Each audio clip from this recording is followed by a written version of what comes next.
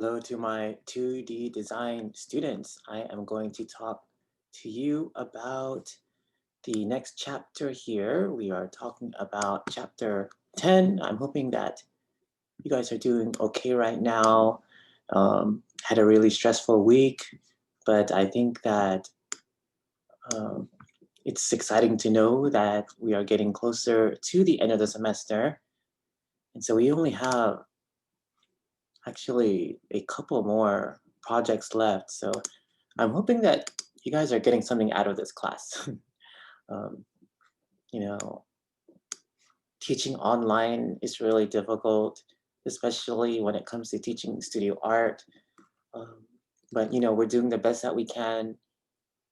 And if there's ways to improve this experience, shoot me an email. Let me know what you think.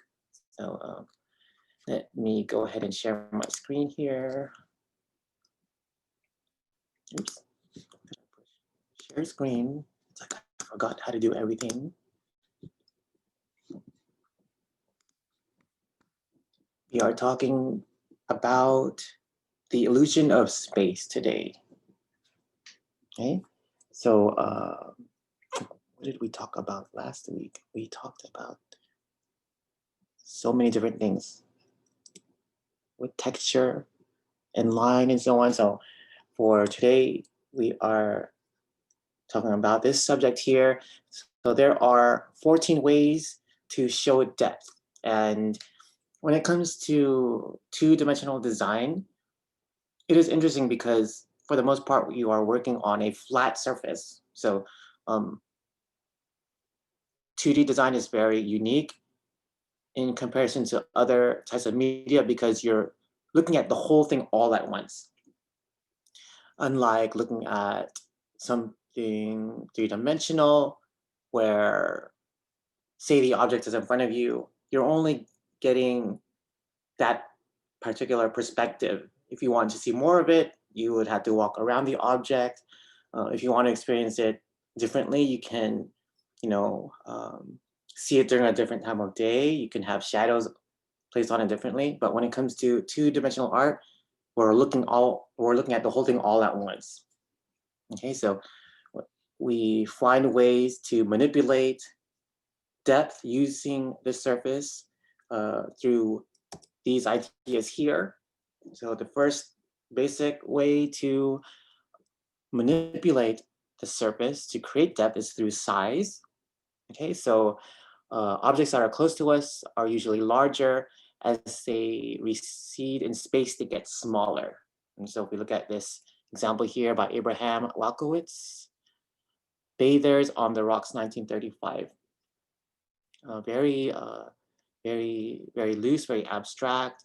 If you look at some of the figures and how they are positioned throughout the composition, you could say that the objects that are larger feel like they are closer to us. The objects that are smaller feel like they're further away from us, okay? I think that we, as humans, we figure that out at a very young age. We figure out this idea that if objects are smaller, we can, in a way, say that it feels like it's far away, depending on, of course, the object. In comparison to ourselves, you can tell from far away if someone is tall. You can tell if someone is short from from far away. You don't have to stand next to them to see to gauge that. Okay. So how do we use size in this content in this context? Sorry, we can do this. We can repeat the objects over and over, and we can decrease the size. It says DCs here, while decreasing in size. Sometimes there is a vanishing point of some sort. And that idea we're going to talk about in just a little bit when we talk about perspective. Okay, so size, again, the basic way to portray a sense of depth in a 2D surface. So here is another one, overlapping. Okay, it is a simple device for creating the illusion of depth. Each shape hides part of another, except the top shape. So if you are drawing an object, and then say you're drawing two objects, the one that is further will be behind the object that's in front of it. So you won't see the whole thing. You won't see the whole object that is behind the object in front. You'll only see parts of it. Okay, and you can see some of that being portrayed here through this Jacob Lawrence painting, The Cabinet Makers, 1946, gouache with pencil, under drawing on paper. And this is a very abstract design here. There is depth, but it is very, very flat, really, because of the contour lines and the bold uses of the dark colors.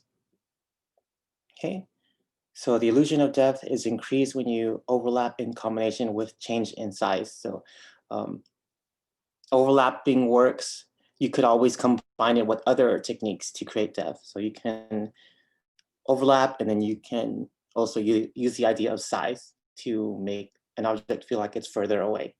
This also works with abstract shapes. So the scene doesn't have to be representational in order for you to feel like the object is further away or closer to us. It's whenever we see lapping, we just sense that. We can say that this object is in the front, this object is in the back, and so on. Okay, so overlapping, another way to portray depth in a 2D surface. Another way is through its vertical location. Okay, so this is a spatial device in which elevation on the page indicates a recession into depth. And let's look at this painting here. I can tell just from the design, it's a Islamic work of art. 1593, Miskina, the disputing physicians or philosophers. And I can tell that it is an Islamic design because of how dense and intricate the patterns are, especially in the Islamic culture. Calligraphy is a big part of their art scene, their design. Okay, so we are looking at examples of using vertical location to portray depth. So the objects that are higher feel like they are further away from the viewer. Okay, you actually see vertical location used in many different cultures. So the higher in the picture plane is further away from us. Objects that are lower in the picture frame are considered closer to us. Used widely in Near Eastern and Asian art. So yes, I've seen a lot of these portrayals of depth through these cultures here. If you like this type of design, if you like very intricate geometric and organic shapes and calligraphy, I would totally check out a lot of the Islamic art. Okay.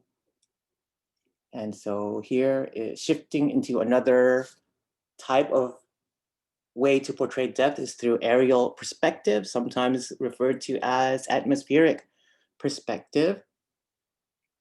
Use of color or value to show depth. There's part of the text being covered there. There's some overlapping happening on my PowerPoint. And when it comes to aerial perspective, color and or value lessens and is less distinct as an object recedes. And so here is a photograph. Something about photographs, they picture reality. So the closer the object is, the stronger the contrast appears. So if we look at this photograph by Ansel Adams, Yosemite Valley from Inspiration Point, 1936, maybe some of you have been there. I haven't been to that particular location. It's been many, many years. But so we are looking at this photograph. The objects that are closer to us have stronger contrast. The dark values are darker, the lighter values are lighter. But if you look at this image here and you see the object behind some of these mountain hills that are in front of us, that contrast begins to lessen. So there's less of that contrast happening. So the darker values start to lighten up. They start to get more gray. the lighter values start to diminish in that lighter variation of gray. So there is less contrast, and if you go even further into the distance, and I'm looking in the center, there is even less contrast. The objects are basically blending into the grayness of the sky. Okay, so this image is black and white, but even if it were to be color, you can say that it would lose a little bit of color as it gets further into the distance. Just like looking at, or just like being outside and that you are, it rained today, so then you can probably not see too far into the distance because of all of that atmospheric things affecting our ability to see further. Okay, so at aerial perspective, we actually do a lot of projects based off of that. If you are planning to take more art classes, you get to experience creating landscapes using this idea. It's very useful. Okay, so we also have, okay, here's an example of aerial perspective, but color. And so here you can see where the blues start to lighten up as they get further into the distance. Sometimes when we are, if we are beginners at drawing and painting, we make everything the same color. But if you want to create more depth, you take out some of that color as objects get further into the distance. So the far hills take on the bluish gray of the sky. Yes, Rockwell, Kent, Asgard, 1950. Okay, and so I'm hoping that you notice that the objects in the foreground, the trees, you'll notice that the contrast is very strong. The darker values are very dark, the lighter values are very light, and those qualities diminish as they get further into the distance. Okay, so a little bit more about perspective. This is another type of perspective. So we talked about atmospheric perspective. Now we're going to talk about linear perspective, and this is a more detail-oriented way to create depth using something like drawing or painting as your media. So linear perspective is this idea here. As parallel lines recede, they appear to converge and to meet on an imaginary line called the horizon or eye level. So if you are looking out into the window, say you're looking out of your window while you're driving or even in your home, and you can see the area where the sky meets the land, that's the horizon line. Okay, and we usually refer to that as eye level as well. And if there is this linear perspective happening, you'll notice that a lot of lines that, if they are parallel, if there are these parallel lines that appear, they would converge to that vanishing point. So imagine you are driving down the highway. You can see that in front of you, say that you're driving, you're in a pretty wide space. But as you look ahead of you, that space appears to converge. These parallel lines start to converge, and eventually, if it's if you have a long straightaway, eventually you're not going to be able to see further than that horizon, and that's what we call the vanishing point. Okay. So this perspective technique was explored a lot during the Renaissance. So 1100s to the 1400s, around that time in Europe. Okay, so another example of linear perspective that is portrayed here. This is from a Japanese artist, Kitagawa Utamaro. Moonlight Revelry at the Dozo Sagami, Edo period. Very cool. Ink and color on paper.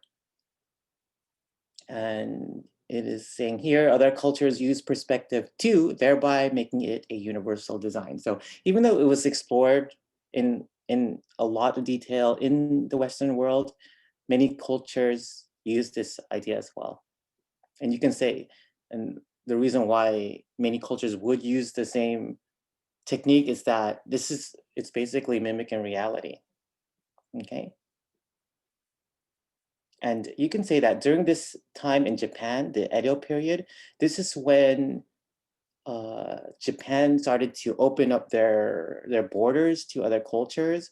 Before this time, they were very isolationist. They didn't really mingle with many other countries, especially especially from cultures that are outside of the Pacific.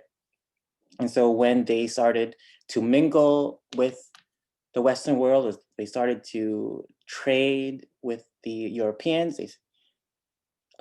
They started to incorporate some of the things they were learning from them, like chiaroscuro, like coloring darks and lights, and also things like this, like linear perspective.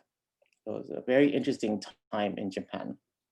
And so anyhow, let's move forward. And when it comes to perspective, there are different types. The one that I mentioned earlier with the highway, that example, that's a type of 1-point perspective. So there's one vanishing point. So all of the lines converge to one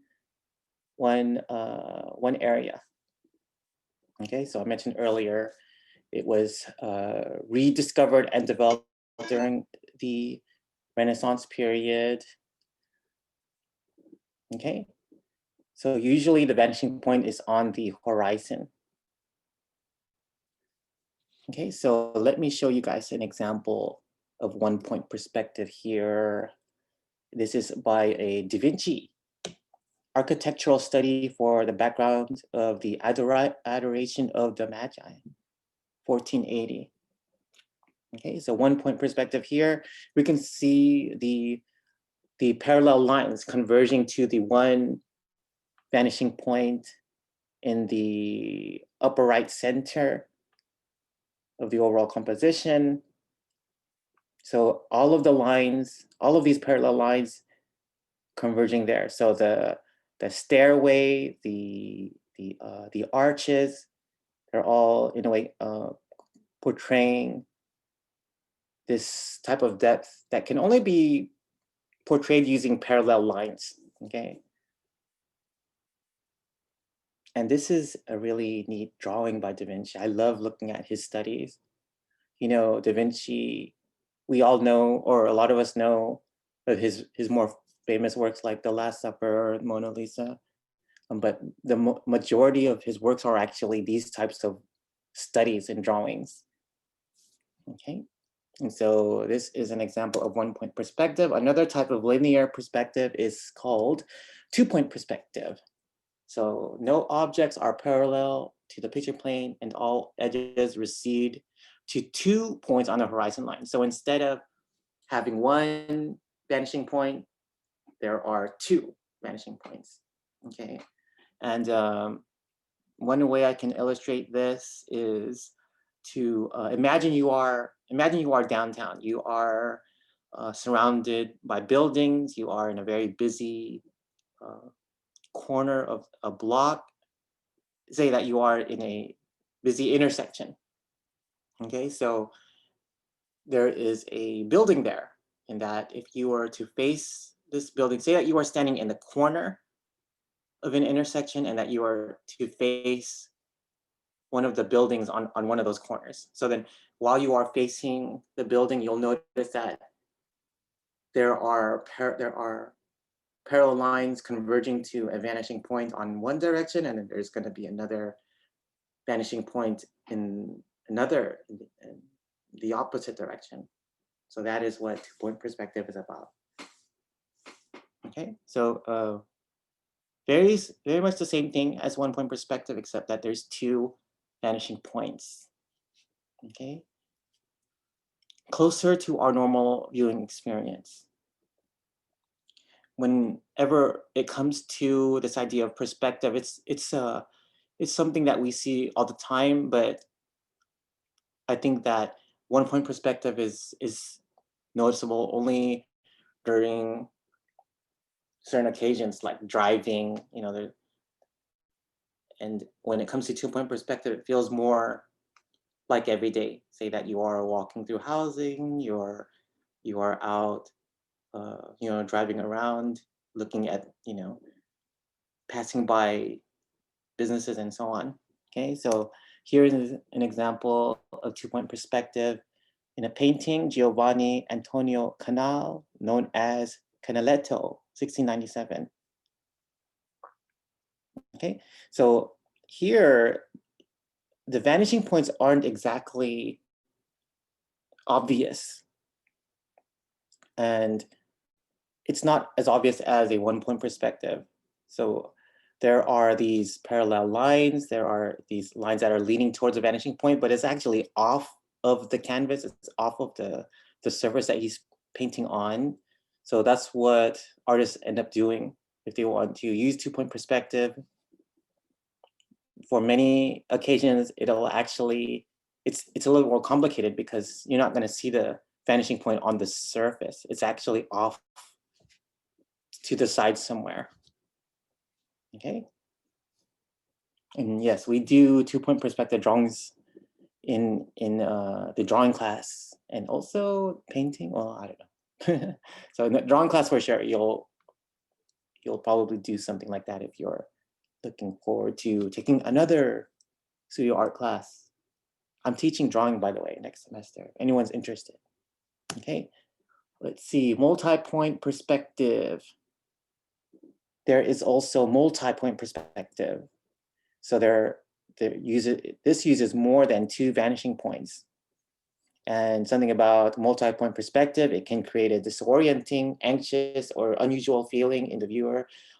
Imagine, or before we talk about the image, we imagine that you are,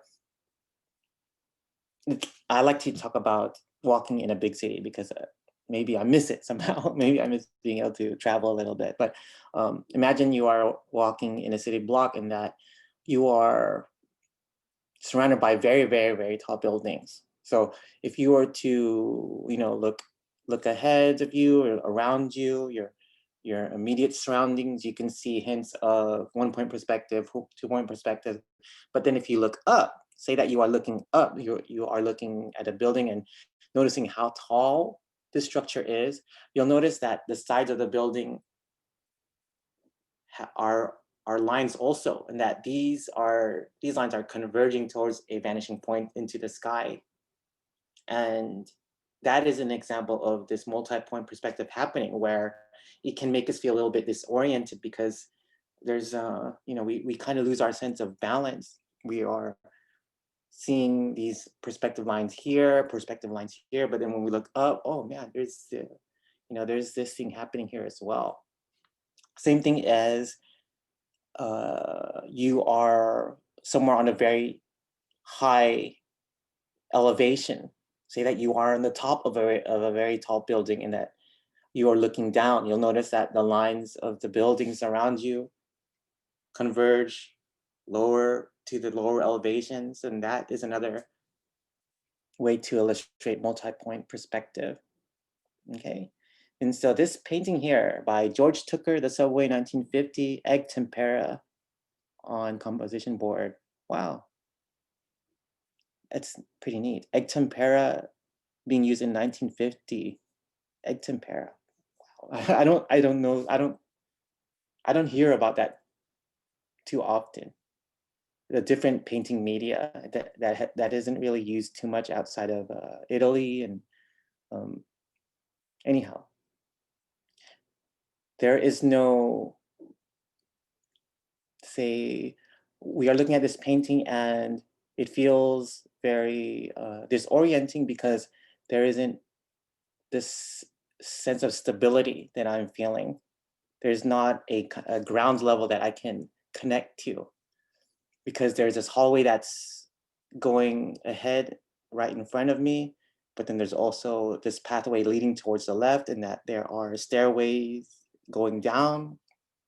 On the right, I am seeing stairways going up, and then I see this those walk-through sections of a building. So it's very disorienting. Okay, but good to know that there are different ways to point out these types of uses of perspective. Okay, there's also amplified perspective, a very special view when the item is pointed directly at the viewer. So it's more about creating a more dramatic perspective. So here, Tony Mendoza, Yellow Flowers, photograph on 100% rag paper. So it's as though he's using the camera and that he's pointing up, and he's having his subject very, very, very, very close to his camera. Okay, so amplified perspective actually is a really fun way to create variation when it comes to your overall composition. So say that you are planning out a drawing or planning out a painting, you can always be safe and put it in the middle somewhere. But if you want to be a little more dramatic, think about ways to amplify the space. Okay. And there's also multiple perspectives. And this is an example from ancient Egyptian art, detail of wall painting in the tomb of Nakht, Thebes, 1410 BC. Okay, and multiple perspective is looking at a figure or object from more than one vantage point at the same time. And this too can feel a bit disorienting because we don't experience viewing the human figure in this naturally. We don't always just look at people and see the profile of their face, and then we see their body facing us. Okay. Instead, they try to focus on the figures or the subject's most noticeable features. Okay. So they want to really exaggerate the shape of the person's face, the jewelry that's around the neck, and also the garments that they are wearing.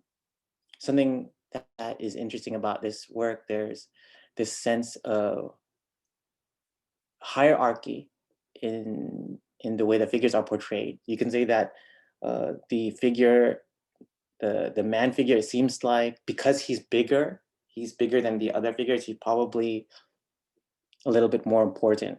Okay, that's actually something that you see in a lot of cultures. Hierarchic scale, actually, that's what it's called.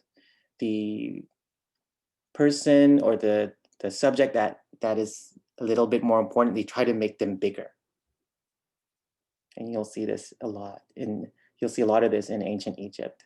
Okay, and so that, I believe that's the last version of the perspective. Just a couple more things on this topic of exploring depth. So we're going to talk a little bit about open and closed form. Let's first talk about closed form. So what is closed form? When this picture and the object lead the viewer's eye back into the picture and not led outward. Okay, so when you are looking at the whole surface, there's something about the work of art that keeps us confined into that space. Okay, so something about closed form, it creates a formal and more structured appearance. It's a very safe way to portray a particular scene. Usually contains a complete scene, often uses shape repetition. And let me show you guys the example here. Jean-Baptiste Simeon Chardin, The Attributes of Music. And here in the example of closed form. And we are looking at a complete scene here. Not only is the complete scene confined to this particular space, but there's also this oval shape to make it feel even more closed, really just allowing for us to, just create this circular type of motion of the way we are viewing the painting. Okay, so when it's closed form, everything is in that scene. It's a very safe scene. It's almost the opposite of the exaggerated perspective or the amplified perspective. Okay, and something about closed form, I think it's good to point this out. Many artists who are say that you are young, you are starting, you are a beginner. Um, maybe so, I've seen artists who are experienced. They stay this way also.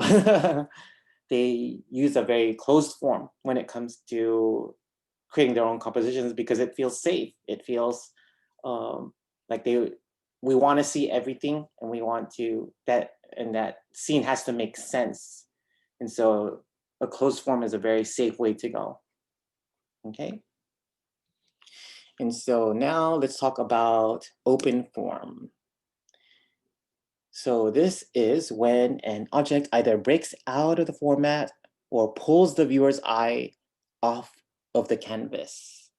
And this creates a casual, informal feeling, often involves cropping of the human form and a unique point of view.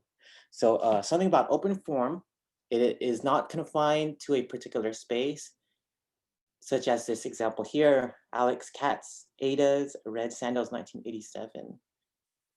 Because we are seeing just the ankle and the foot, and then we see the other foot, we are almost being invited to imagine the rest of the subject.